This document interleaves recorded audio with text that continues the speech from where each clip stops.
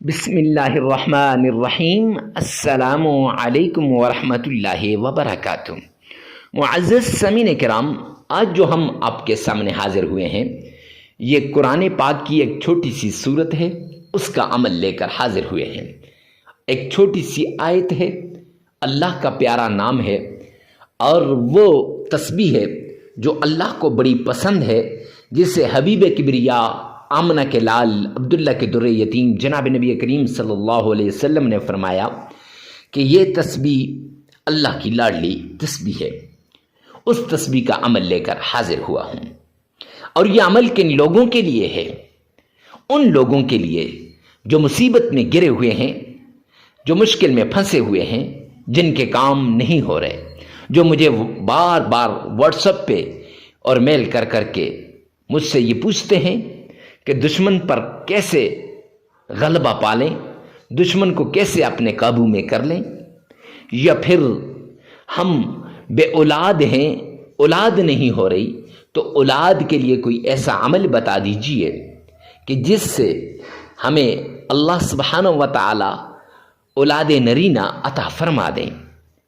یا ان لوگوں کے لیے جن کو جاب نہیں مل رہی، جاب لیس ہیں، میں یوں کہوں تو غلط نہ ہوگا کہ یہ عمل، قرآن پاک کی یہ صورت، اللہ کا یہ پیارا نام اور قرآن پاک کی یہ آیت، حدیث پاک کی یہ چھوٹی سی تسبیح، ان کے اندر وہ کرشمات ہیں، وہ فوائد ہیں، وہ برکات ہیں، وہ انوارات ہیں، وہ کمالات ہیں کہ جن سے آپ کی زندگی بدل جائے گی، حالات بدل جائیں گے، مقدر بدل جائے گا، نصیب بدل جائے گا۔ آپ جس بھی مشکل کے اندر پھنسے ہیں وہ مشکل انشاءاللہ ختم ہو جائے گی، وہ تکلیف انشاءاللہ دور ہو جائے گی، وہ مصیبت انشاءاللہ ختم ہو کے رہ جائے گی۔ معزز سامعین کرام، یہ عمل آپ نے لازمی کرنا ہے اگر آپ چاہتے ہیں کہ آپ کا نصیب بدل جائے، اگر آپ چاہتے ہیں کہ آپ کی تقدیر بدل جائے۔ یہ چھوٹا سا عمل ہے، آپ کے صرف چند منٹ لگیں گے لیکن آپ کی زندگی بدل جائے گی۔ معزز سامعین کرام، عمل کی طرف جانے سے پہلے ایک ریکویسٹ کرتا چلوں، خدا را آپ نے کمنٹ سیکشن کے اندر یہ لازمی لکھنا ہے کہ یا اللہ تمام مسلمانوں کی تمام پریشانیاں دور ہو جائیں۔ معزز سامعین کرام، اس سے اجازت بھی ہو جائے گی، اور اس کے ساتھ ساتھ اس کا سب سے بڑا فائدہ یہ ہے کہ جب غائب کے لیے دعا کرتا ہے، اللہ اس کی دعا کو قبول فرما دیتے ہیں۔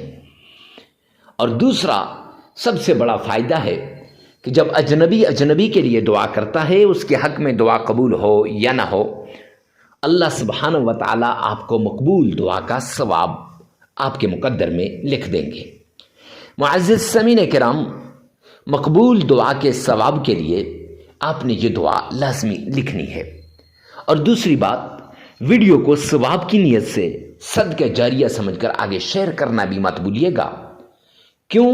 ارے مفتی صاحب، اس کا کیا فائدہ ہے؟ دیکھیں میرے بھائی، ہم پتہ نہیں کس طریقے سے اس عمل کو کریں گے، ہمارا خشوع اور خضوع ہو یا نہ ہو، ہمارا دھیان اللہ کی طرف کامل ہو یا نہ ہو، لیکن نہ جانے کوئی جس کو ہم نے آگے شیئر کی، اس نے کلک کر کے ویڈیو پہ آیا، وظیفے کو پورا سن کر اس نے خوب اہتمام کے ساتھ وظیفہ کیا، تو رب کائنات کی قسم اللہ اسے بھی فائدہ دے گا، لیکن اس تک یہ پیغام پہنچانے میں ہم نے مدد کی، آپ نے مدد کی، تو اللہ سبحانہ و تعالی اس کی مشکلات کے ساتھ آپ کی بھی اور میری بھی مشکلات کو دور فرما دے گا۔ اس لیے ویڈیو کو ثواب کی نیت سے صدقہ جاریہ سمجھ کر آگے شیئر کرنا مت بھولیے گا۔ آئیے چلتے ہیں اس پیارے عمل کی طرف جس سے زندگیاں بدل جاتی ہیں، اور ان شرائط کی طرف جن سے ہمارے وظائف قبول ہوتے ہیں، ہماری دعائیں قبول ہوتی ہیں، ہمارے تسبیحات قبول ہوتے ہیں۔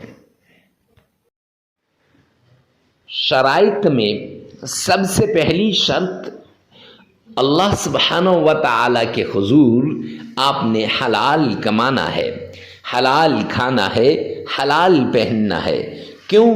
سرور کونین نے فرمایا الکاسب حبیب اللہ محنتی اللہ کا دوست ہے اور آپ نے محنت کرنی ہے۔ اور دوسری ایک حدیث پاک میں سرور کونین نے فرمایا جو شخص حرام کا ایک لقمہ کھاتا ہے تو 40 دن تک اس کی کوئی عبادت قبول نہیں ہوتی، نہ نماز قبول ہوتی ہے نہ اس کی اور کوئی عبادت قبول ہوتی ہے۔ تو معزز سامعین کرام، اگر آپ نے حرام کھا لیا تو پھر آپ کی عبادات قبول نہیں ہوں گی، تو وظائف کہاں سے اثر کریں گے؟ تو وہ وظائف کے مؤثر ہونے کے لیے پہلی شرط حلال کمانا، حلال کھانا، حلال پینا اور حلال پہننا ہے۔ تو اس لیے آپ نے پہلی شرط پر عمل کرتے ہوئے حلال کمانا ہے، حلال کھانا ہے اور حلال پہننا ہے۔ دوسری شرط آپ نے نماز کی پابندی کرنی ہے، کیوں اللہ کا اعلان ہے قرآن پاک کے اندر وَمَنْ أَعْرَضَ عَنْ ذِكْرِي فَإِنَّ لَهُ مَعِيشَةً ضَنْكًا، جو میرے سامنے جھکنے سے اعراض کرے گا، جو میری یاد سے غافل ہوگا، جو مجھے یاد نہیں کرے گا، قرآن کی تلاوت نہیں کرے گا، نماز نہیں پڑھے گا، فرمایا فَإِنَّ لَهُ مَعِيشَةً ضَنْكًا، میں اس کی معیشت کو تباہ و برباد کر کے رکھ دوں گا۔ تو جب اللہ کسی کی معیشت کو تباہ و برباد کر دیں تو کوئی ہے جو اس کی معیشت کو صحیح کر سکے؟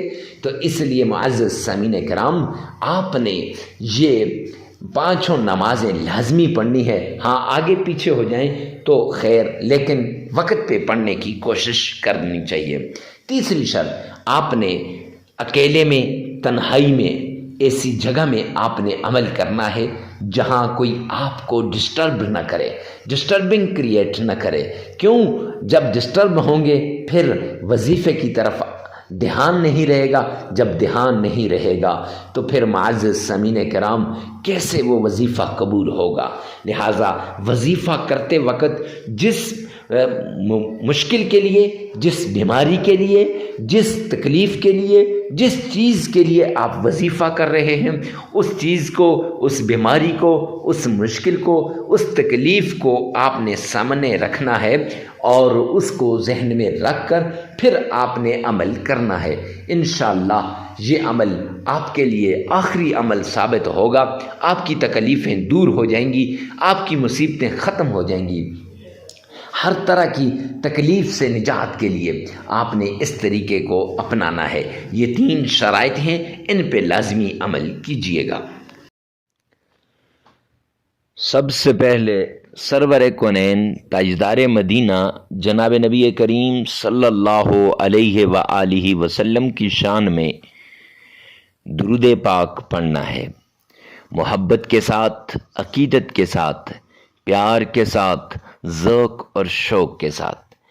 تاجدار مدینہ جناب نبی کریم صلی اللہ علیہ وآلہ وسلم نے فرمایا جو شخص دنیا کے کسی کونے میں بھی اگر مجھ پر درود پاک پڑھے گا، مجھ پر درود پاک بھیجے گا تو وہ درود پاک مجھ تک پہنچایا جاتا ہے۔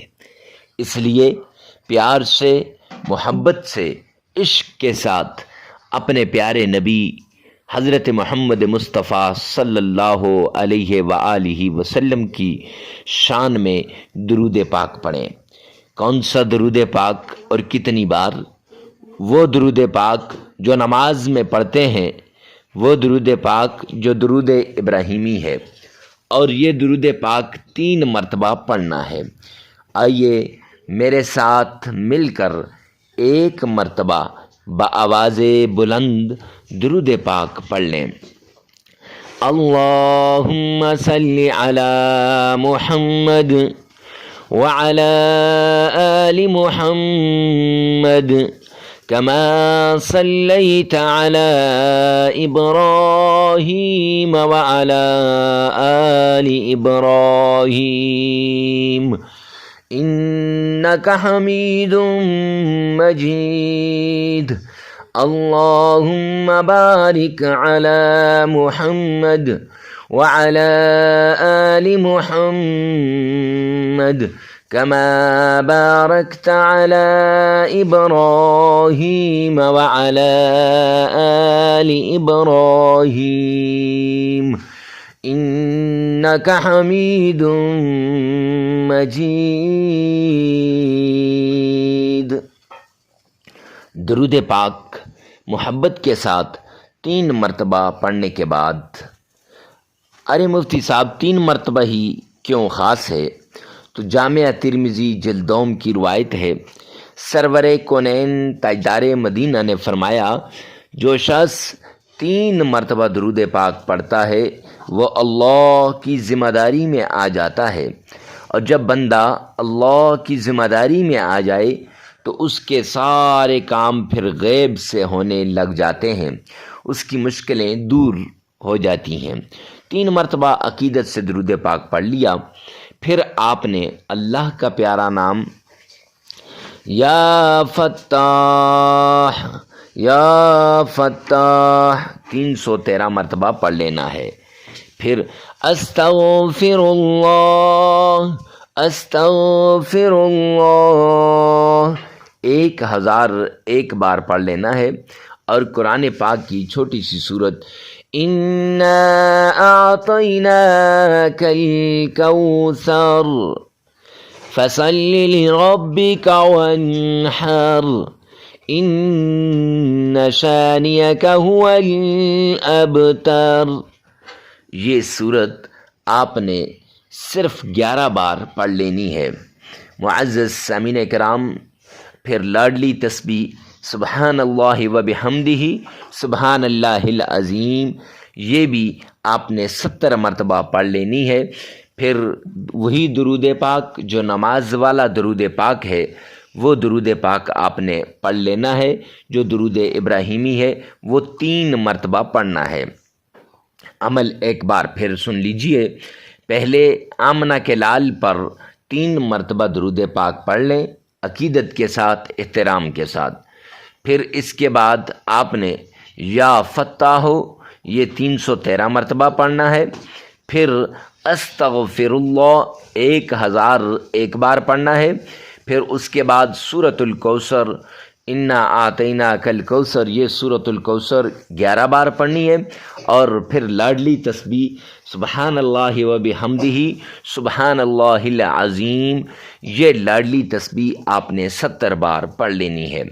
معزز سامعین کرام، یہ وظیفہ آپ نے 3 دن کرنا ہے، 5 دن کرنا ہے، 7 دن کرنا ہے، اپنی ضرورت، اپنی تکلیف اور اپنی جتنی آپ کی چاہت ہے اس کے مطابق آپ نے کرنا ہے، یعنی اپنی ڈیمانڈ کے مطابق آپ نے کرنا ہے، اپنے مسئلے کے مطابق آپ نے کرنا ہے، جتنی آپ کی پرابلم ہے، تکلیف ہے، مسئلہ ہے، اس کے مطابق 3 دن بھی کر سکتے ہیں، 5 دن بھی کر سکتے ہیں، 7 دن بھی کر سکتے ہیں، اور جگہ کی قید نہیں ہے، وقت کی قید نہیں ہے۔